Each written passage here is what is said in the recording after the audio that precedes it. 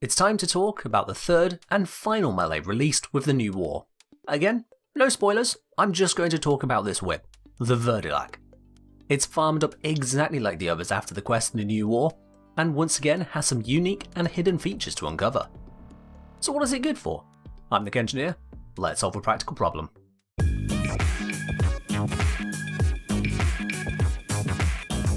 I'll go over the unique features of the Verdilac, the issues they have, and then a comparison of the Verdilac with some other weapons.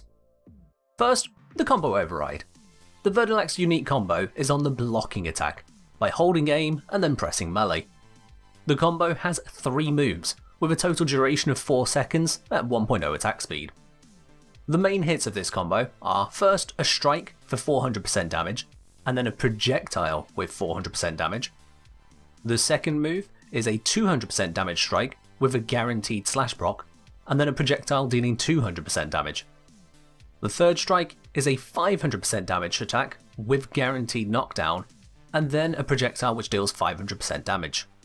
All of the projectile attacks convert their base damage into pure toxin, although you can still change that element based on how you've modded the weapon.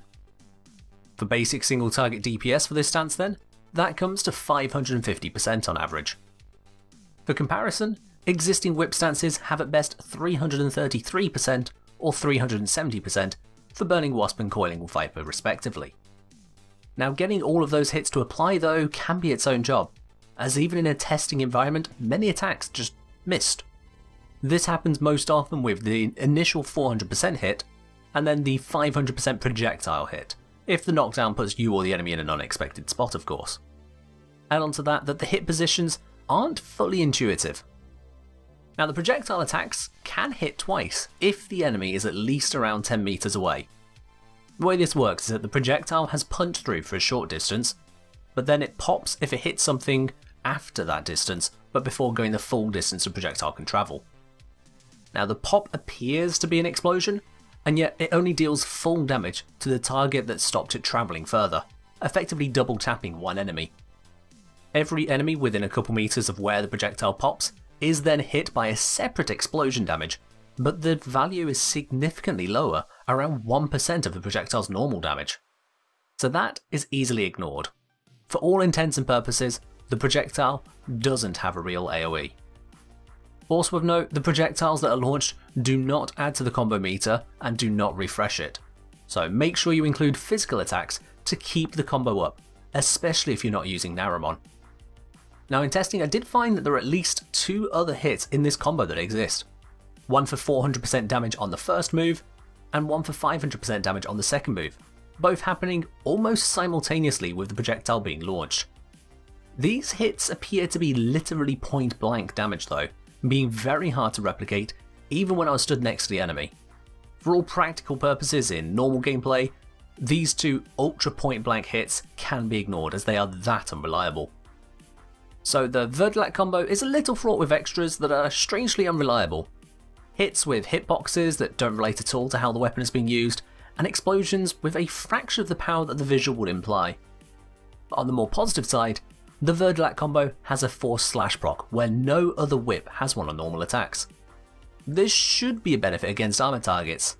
However, it is only a 200% modifier, and that's just one guaranteed slash proc in a 4-second long moveset. So that's not a lot of slash. Now, comparing between whips, that gets a bit clunky to say the least mathematically. The modding, combo and stance used all factor in significantly, not to mention how reliably certain attacks may or may not land. So rather than a theoretical and calculated comparison, we can just look at things more practically. I've run the Verdilac and its competitor the Atarax through the Adaro Steel Path mission to compare kills per minute. In an effort to keep things fair, I've equipped Grendel with no offensive arcanes, just pure gut tanking and letting the melee speak for themselves. I've also used the same build at first on both of these weapons, aimed at getting an ideal balance of slash and viral procs without trying to hyper optimize. The results then? Across 3 missions per weapon of this Grineer Exterminate, the Atarax averaged 13.6 kills per minute, whilst the Verdilac, using that unique combo, averaged 14.3 kills per minute. For further comparison, I also tried using the Verdilac focusing on the neutral combo of Coiling Viper instead, which overall seems the most effective of the base whip stances. And then I tried again with the unique combo, but this time using a heat viral build rather than pure viral. The results there were again 13.4 kills per minute and 13.7. The result is that experimentally, there's not a whole lot of difference when fighting the Grineer.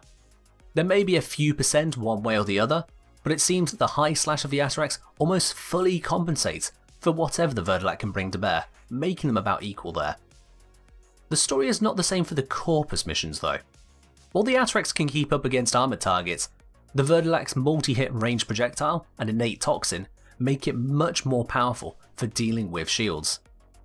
Even when switching the Atrex to a toxin build, the Verdilac had on average 20% faster kill speed, with even the worst kill rate for the Verdilac still being a little bit better than the Atrex's best kill rate in these 3 tests. But as a final comparison, going back to the Grineer missions, we can compare this to the highly coveted weapon with the same build, the Crowned Prime. Using that one, it got 22.8 kills per minute. So what can we draw from all this? The Verdilac has a unique combo which does offer some benefits to the whip category that it previously lacked. Against unarmoured targets, it's certainly more effective. Against armoured targets, the Verdilac doesn't have a particular leg up over the pre-existing Atrex whip, but the Verdilac doesn't fall behind neither, making it the best overall whip in the game now.